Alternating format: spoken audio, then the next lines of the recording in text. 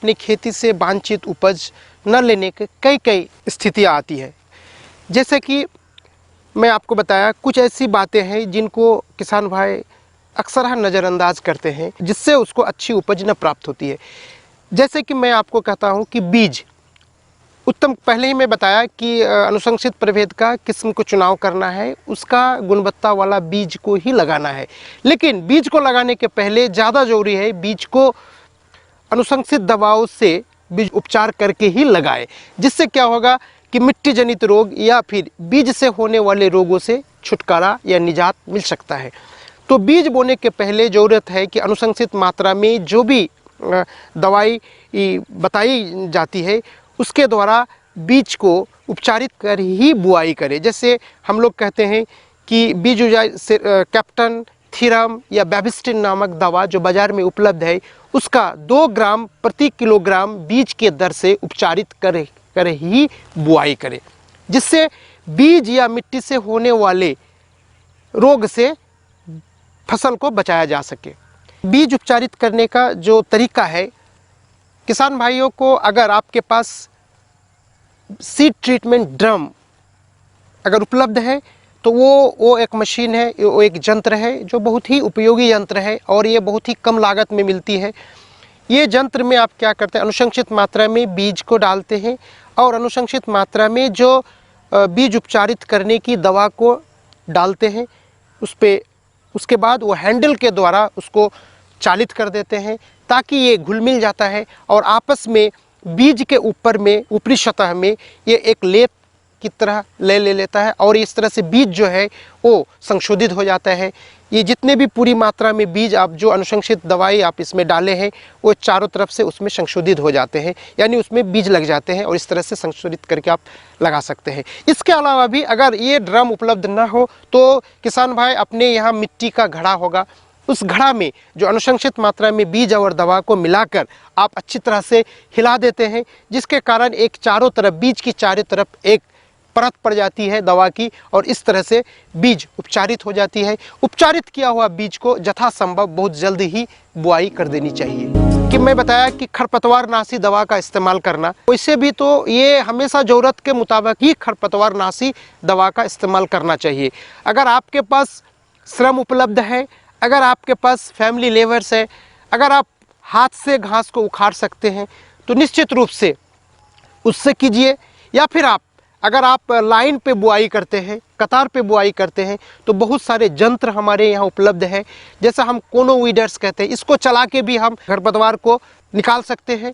जिससे क्या होगा कि चूँकि हम अभी का वक्त है, इसमें ज़्यादा कम से कम रसायन का इस्तेमाल करना चाहिए, क्योंकि हम टिकाऊ खेती की बातें करते हैं, जैविक खेती की बातें करने लगे हैं। टिकाऊ खेती और जैविक खेती में कभी भी ये नहीं कहता है कि आप अत्यधिक मात्रा में जो भी आपका प्राकृतिक संसाधन है उसका दुरुपयोग करें, उसका ज़्यादा से ज़्यादा आप दोहन करें, ये कभी भी नहीं है। अगर आप खेती को टिकाऊपन देना चाहते हैं तो निश्चित रूप से आपको जो भी आपके पास उपलब्ध संसाधन है उसका सही इस्तेमाल करना होगा, जिससे इसकी संसाधनों की उपयोगिता को बढ़ा सकेंगे। किसान भाइयों, जब भी दवा का इस्तेमाल करें या दवा खरीदे तो अनुशंसित दवा जो है वही दवा आप इस्तेमाल करें। दवा को जितनी मात्रा में आपको बताया जाता है आप उतनी ही मात्रा को उतना ही पानी में मिलाकर और ज़्यादा से ज़्यादा अच्छा से अच्छा यंत्र के माध्यम से ही आप इस्तेमाल करें। सबसे बड़ी चीज़ है कि जब आप इसका स्प्रेइंग करते हैं, जब छिड़काव करते हैं दवा का, तो उसमें एक नोजल मिलता है, फ्लैट फैन नोजल, और वो हमेशा फ्लैट फैन नोजल से ही करे और हाथ को नीचे करके ही करे। जब हवा चलता हो उस वक्त छिड़काव न करे। छिड़काव यथासंभव दोपहर के बाद ही करें। ज़्यादा धूप, चिलचिलाती धूप में कभी भी दवा का छिड़काव न करें। हवा की गति जब तेज़ हो वैसी परिस्थितियों में भी छिड़काव न करें। छिड़काव हमेशा आगे से पीछे की ओर चलते हुए छिड़काव करें, जिससे आपको सारे एरिया कवरेज अच्छा से हो जाए। अगर आप दवा का छिड़काव करने के वक्त आप धीरे धीरे चले, ताकि आपकी दवा का जो मात्रा है वो सही मात्रा में और सही जगह में पड़े।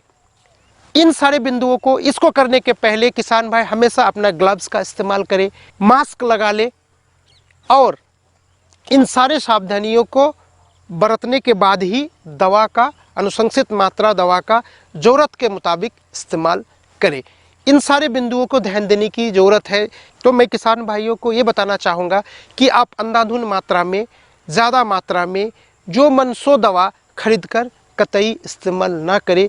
जो वैज्ञानिक, जो रिसर्चर्स जिन दवाओं का अनुशंसित करते हैं, जितनी मात्रा में अनुशंसित करते हैं, जिस वक्त छिड़काव करने की सलाह देते हैं, जिस क्रॉप के लिए सलाह देते हैं, वैसे ही आप दवा का इस्तेमाल करें। दवा इस्तेमाल करने से पहले जिन सारी बातों को मैंने बताया उन पर ज़रूर ध्यान दें। निश्चित रूप से दवा से होने वाले फ़ायदा को आप देख पाएंगे और उससे ज़्यादा उपज को आप लेंगे। प्रबंधन एक अहम भूमिका अदा करता है। पानी की उपलब्धता के आधार पर ही हम सिंचाई का प्रबंधन करते हैं। लोग कहते हैं कि जल अत्यधिक मात्रा में उपलब्ध है, लेकिन ये भी बात सही है कि जल की उपलब्धता धीरे धीरे कम होती चली जा रही है। इसलिए कहा गया है कि आने वाले दिनों में अगर कहीं विश्व युद्ध होगा तो वो पानी के लिए ही होगा। इसीलिए पानी का इस्तेमाल हमें सही वक्त पर और सही विधि अपनाकर ही करना चाहिए। वैसे तो खरीफ मौसम में जितनी भी फसल उगाई जाती है उसमें सिंचाई प्रबंधन के साथ साथ जो उनका ड्रेनेज कहते हैं, जल निकासी, ये भी बहुत अहम भूमिका रखता है। सिंचाई देने के लिए या तो हम जब धान की फसल की बातें करते हैं तो धान की फसल में लोग कहते हैं कि ये रोपाई से लेके मैच्योरिटी होने के मतलब कि पकने के 15 दिन पहले तक एक 5 सेंटीमीटर या उससे 3 से 5 सेंटीमीटर जल बनाए रखना चाहिए। लेकिन ये अगर संभव ना हो तो ये भी ना हो, किसान भाई इधर भी ध्यान देने की ज़रूरत है कि कुछ ऐसी अवस्थाएं हैं जो पानी की कमी के प्रति संवेदनशील होते हैं। सारे अवस्थाएं पौधा के जीवन काल में जो भी अवस्थाएं आती है बढ़वार में, वो सारी अवस्थाएं एक समान सा संवेदनशील नहीं होते हैं। कुछ ऐसे अवस्थाएं हैं जैसे आपको अधिकतम कल्ले निकलने की स्थिति, जैसे आपको बाली निकलने की स्थिति, जैसे आपको दाना में दुग्ध भरने की स्थिति, ये सारे स्थितियां पानी के प्रति बहुत संवेदनशील होते हैं। अगर इन स्थितियों में पानी की कमी हो जाए तो निश्चित रूप से उपज में कमी आ जाएगी। इसीलिए किसान भाइयों को चाहिए कि जैसे इन वक्तों पर कभी भी फसल में पानी की कमी ना होने दे। फसल में ज़्यादा से ज़्यादा 3 से 5 सेंटीमीटर इन सारे अवस्थाओं में बना के रखे।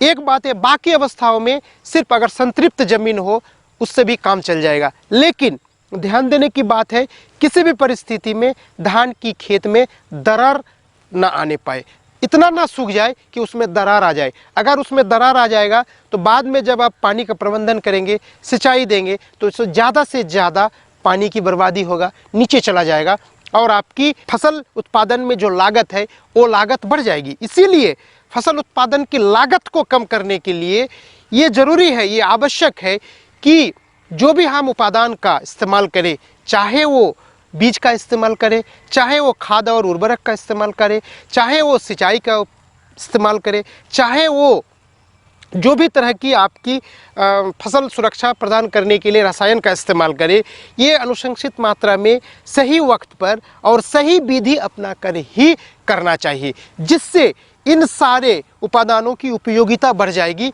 और निश्चित रूप से फसल में लगने वाले लागत कम हो जाएंगे, मुनाफा ज़्यादा होगा, फसल उत्पादन और उत्पादकता भी बढ़ जाएगी। कि धान जब पकने की स्थिति में आ जाए वैसी स्थिति में कटाई कर लेनी चाहिए। कटाई करने के पहले किसान भाइयों को जिन बातों पर को गौर देना है, जिन बातों पर ध्यान देने की ज़रूरत है, वो ये है कि जब बालियाँ पूरी तरह से पक जाए और उसमें 15 से 20% नमी रहे, उस वक्त उसकी कटाई कर लेनी चाहिए। कटाई करने के बाद इसको खलिहान पे लाके या कटाई करने के बाद उसको ज़मीन पे 2-3 दिन तक ऐसे ही छोड़ देते हैं, जिससे उससे नमी सूख जाती है और वो तब फिर बंडल बोझा बांधकर उसको खलिहान तक लाते हैं। खलिहान पे लाने के बाद उसकी थ्रेशिंग करते हैं।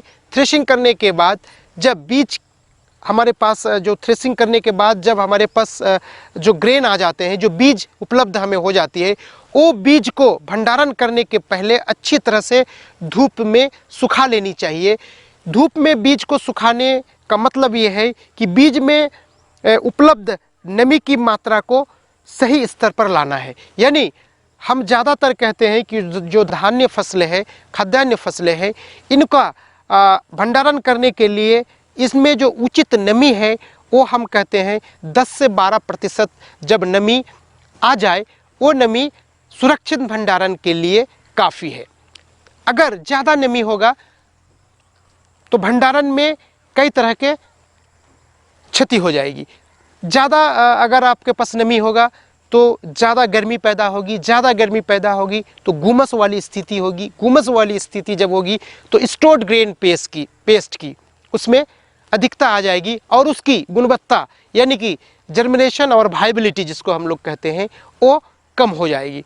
जिसके कारण इसलिए ये ज़रूरी है कि हार्वेस्टिंग या थ्रेसिंग क्या हुआ या दौनी क्या हुआ, जो भी हमारा उपज है, जो भी हमारे पास ग्रेन है, इसमें सही मात्रा में नमी को लाने के लिए अच्छी तरह से धूप में सुखा लेनी चाहिए। धूप में सुखाकर जब 10 से 12% नमी आ जाए, वो हम देख सकते हैं जब हम दाना को मुंह में लेकर दांत के नीचे दबाते हैं तो कट सी आवाज़ होती है। ये आवाज़ जब किसान भाई समझ ले कि ऐसा हो रहा है तो समझिए कि इसमें जो अनुशंसित मात्रा में नमी होनी चाहिए वो नमी हो गई है। अब इसके लिए इसको भंडारण करनी चाहिए। भंडारण करने के पहले गोदाम को अच्छी तरह से डिसइंफेक्ट कर लेनी चाहिए। जो भी मलाथियन अनुशंसित मात्रा में जो दवा दी जाती है उससे दीवारों को संशोधित कर लेनी चाहिए। जिन बोरियों में फसल को रखना है उन बोरियों को भी मलाथियन नामक जो दवा है उससे उपचारित कर लेनी चाहिए। और भंडारण नीचे ज़मीन से थोड़ी सी ऊपर हटके, दीवार से हटके, काट के स्टेकिंग पे कर लेनी चाहिए, जिससे आपकी उपज की गुणवत्ता बरकरार रहेगी।